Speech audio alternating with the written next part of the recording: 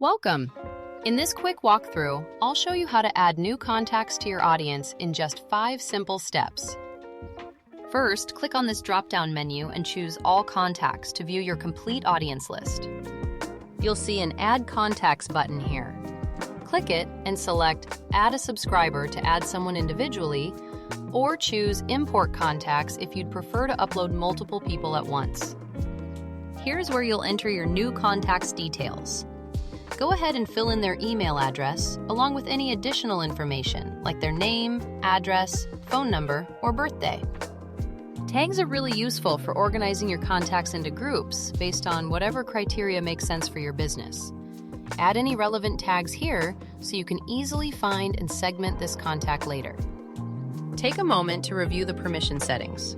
Then click Subscribe to finalize adding your new contact to the audience. That's all there is to it.